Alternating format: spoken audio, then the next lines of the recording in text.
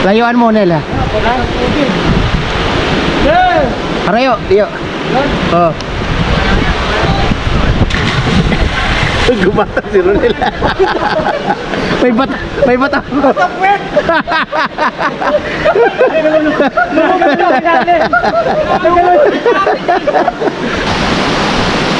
Yan ba yung ulan o? Ulan. Hindi, dadaan lang yan. Ulan niya.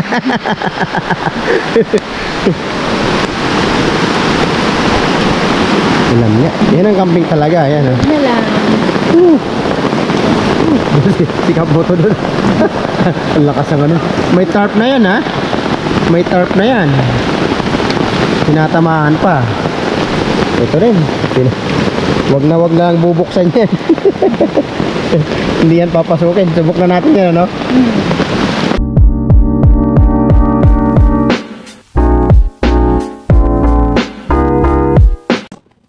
Hello po. Hello po. Welcome po sa DN Rhea Campsite Review. Welcome po ulit kayo. Ang i-review po natin ngayon ay Cabinti Cave and River. Ito ay matatagpuan dito sa Cabinti mismo, sa cave, sa Laguna.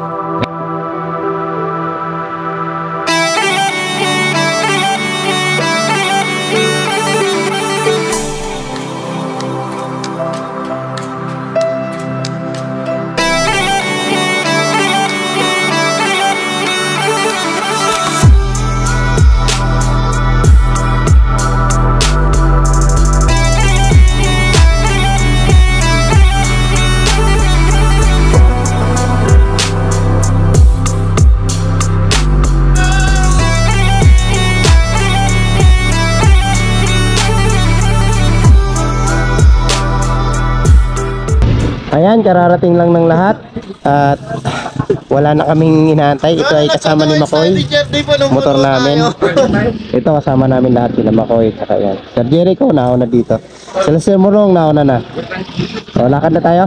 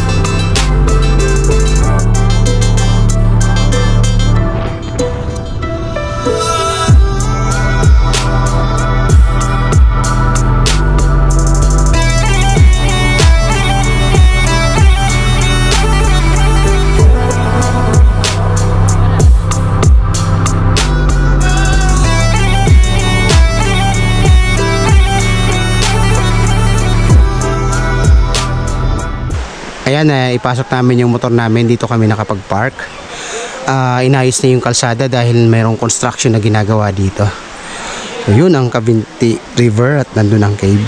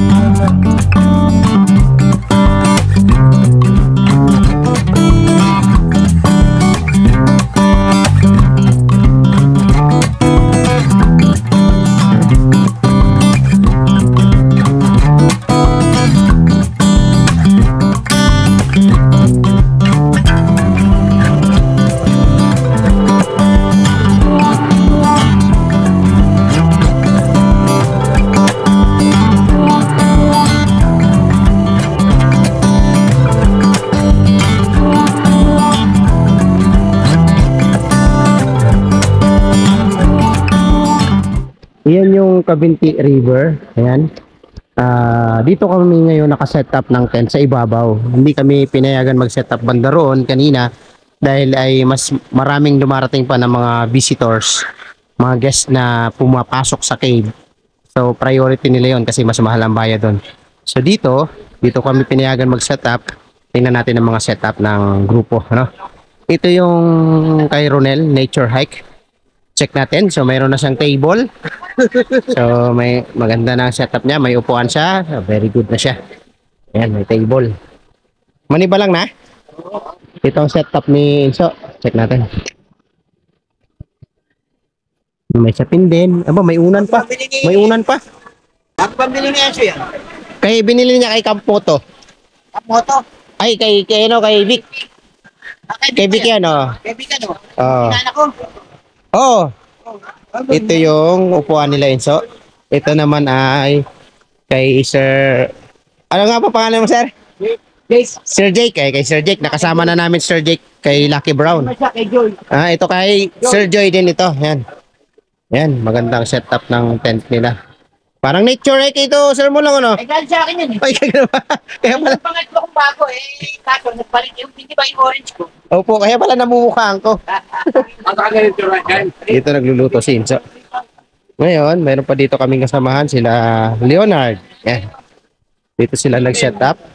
Ayan. Mukhang maganda setup nila Leonard dito, ah. Ayan. Ito yung bagoong nadala.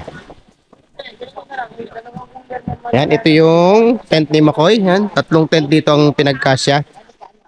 Tingnan natin, nagkakape sila dito. Yan, puntahan muna natin yun. Yun ang tent ni Sir Ed. Papahinga muna sila. Yan, ito. Kay Makoy, kay Ate Mitch, kay... Gawin ka naman, Ate Mitch. Yan. Alam mo yung cooler na Kay Vivendon. Yan. Ano pangalan ng... Yung cooler na malaki, ano kami, Anong pangalan? kami nila Kim. Tatlong Oh, araw yes. yung yelo dun. Pero hindi. Tapos, ito yung Sa bangka. kaibigan ni Makoy. Yan. Dito ang setup nila. Dito pala, kompleto na sila. May table sila, may mga upo na. Ayan, table. Ayan, matagal na kasi sila sumasama. Ito kay Sir, mayroon siyang tarpaulin. Ayan, nagluluto sila. Ayan, parang ang sarap mo niluluto yun. Ayan, dito na sila nagluto. Ayan. Sila Ate Des. Ayan. At yun ay kay... Punta natin. Ate Jo. Ayan. Dito nag-set up si Sir Mulong. Ayan. Ayan ang kanyang tent. Si Sir Mulong pag nagsiset up talaga medyo makalat to. Ayan. Yan, dito kami ngayon nakatagpo ng aming paglalagay ng tent sa gubat. So nandun si Jericho. Yun, ang setup niya, naglagay siya ng tarpaulin. So ang hindi lang medyo maganda doon dahil malapit siya sa CR, pero wala naman na amoy. Maganda naman ang structure ng CR. Dito, total black. Ito yung tent ni Camp Moto. Dito sila nag-setup. Maganda. Pusay talaga pumili ni Camp Moto ng pwesto. Yan, ito ay ang tent nila na bago. Brown Trekker. Yan. Dito ng river. Dito kami sa gilid nag-setup. Ayan. Ito yung setup namin. Dito kami na sa pwesto. Yan. Ganda. Row na row dito. Mamaya maganda dito. Kay Lance. At yan ang setup namin. Okay. Montana ang dala namin. Dito kami nagkakainan muna. Nandun ang river. So nandun kami. Itong area na to, pwede pa dito ma-develop ang isang campsite kung i-develop talaga ng municipal. Ayan, no? Maluwag naman dyan, damuhan. Pag nilinis yan, napakaganda na pwede i-occupied ng mga campers. Siyempre, pinag-aalala ng municipal na kapag dinayo ito ng mga campers, baka hindi marunong mag-ingat sa kalikasan o pabaya sila, baka naman ay tambakan ng mga basura. So yun ang worry kanina, pinaliwanag sa kasamahan namin. Ngayon doon sa taas, pwede pa doon mag-develop ng mga paglalatagan ng tent. Actually dito pwede maglagay ng tent eh. Banda rito hindi na masyado nila pinapansin, Pero sakupan nila ito kung tutusin. Banda roon, ang daming mga puno na pwede kayo maghamok, ano? Kung may mga susunod pa na magkakamping dito, so ina-advise namin na mag-seek ng permit kasi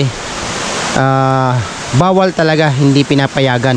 Kami ay napayagan lamang dahil sa pakikiusap namin na makapag-camp kami kahit isang gabi. May pakita namin yung ganda ng lugar. Sana ito ay ma-develop pa. Napaka ganda, napakalinaw ng ilog. So dito lang tayo makakakita ng ganitong klaseng ilog na malinaw. Raw na raw pa. So itong area na to pwede pa develop po. Ang ganda developan. Ayan. Yan, dito kami nag-tent.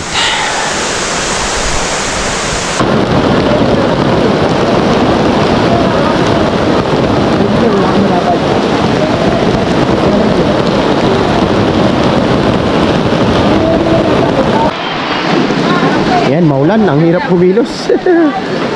Camping in heavy rain tayo. Heavy rain. Hindi natin na-expect na ganito. So, itong area kasi walang lababo. Kaya hindi, pag ganito.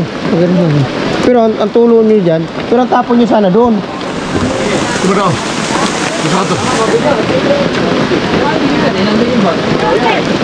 Yan, ayos. Ayan. Tapos dito medyo okay pa. Wala lang, may basa na rin.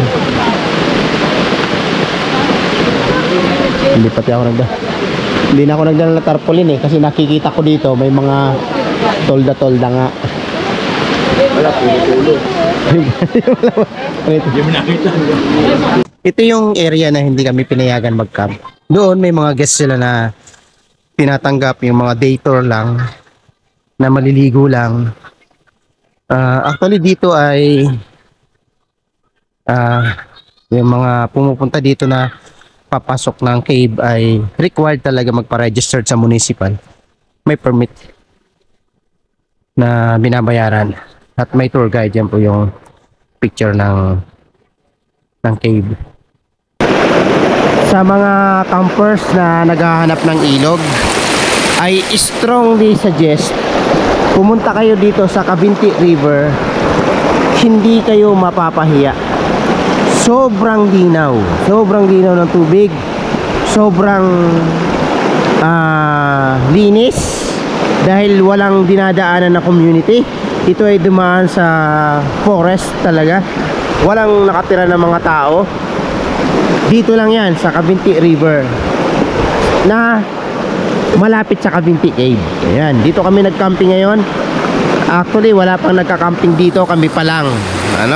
Kung interested kayo, makipag-communicate kayo sa municipal ng Cavinti, mag-camping kayo rito para legal, hindi kayo masisita. 50 pesos lang ang environmental fee nila at ang binayaran namin dito ay sa magdamag 3 tour guide na nag-guide sa amin dito at nagbantay sa amin. Never in my life na nakita ulit ng ganitong river. Nakakita ko ng ganitong river nung bata pa ako. Napakaganda, napakalinis, linaw, sulit na sulit. Yan. Kaya't ang score na maibibigay ko sa Cavinti Cave and River ay 97%. Sa akin naman ito ay 98%. At ang final grade nito ay 98%.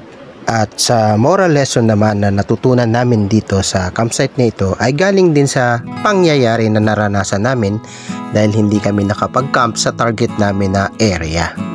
Ito ay ang rejection or pagtanggi. In some ways, rejection signals us. Ano nga bang pakiramdam ng isang taong na-reject? Sa lahat ng aspeto ng buhay natin, nakakasama ng loob kung tayo ay ma-reject. Hindi sa lahat ng pagkakataon ay laging may sumasang-ayon sa atin. At hindi rin laging okay lang ang lahat.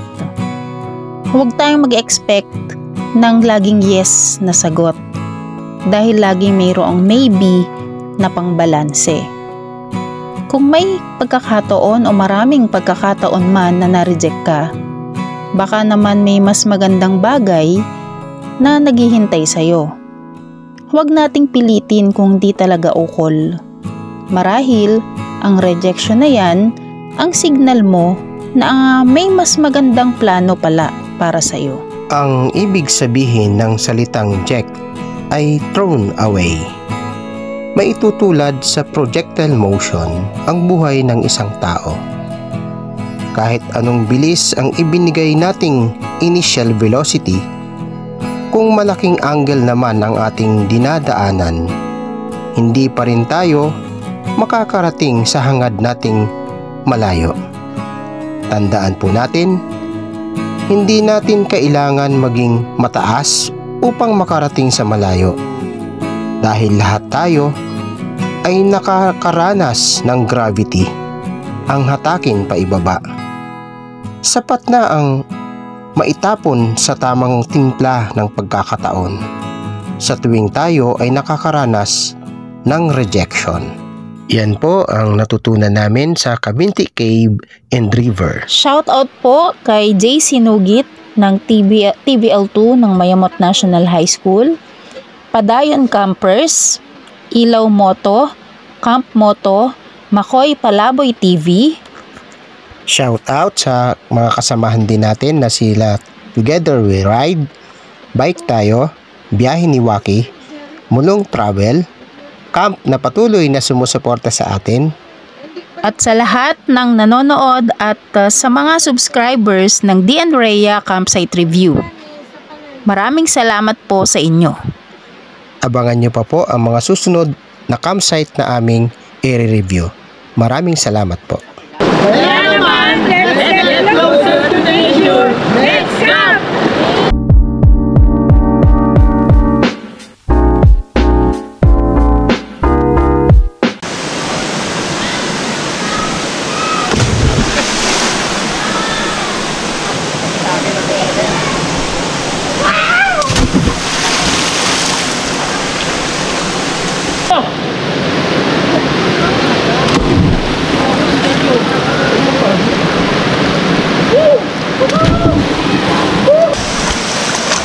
Layuan mo lang yung talon.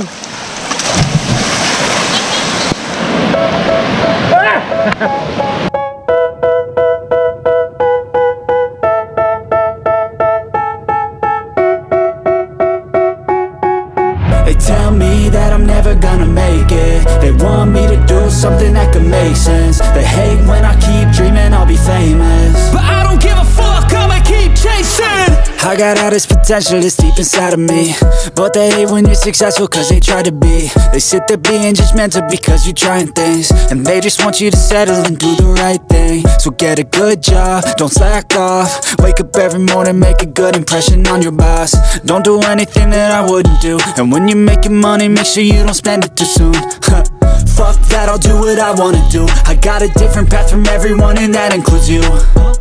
Who are you to tell me how to live life? In these times it feels like nobody's right, yeah. So I'ma figure out what else we succeed, and then invest all of my time into that and proceed.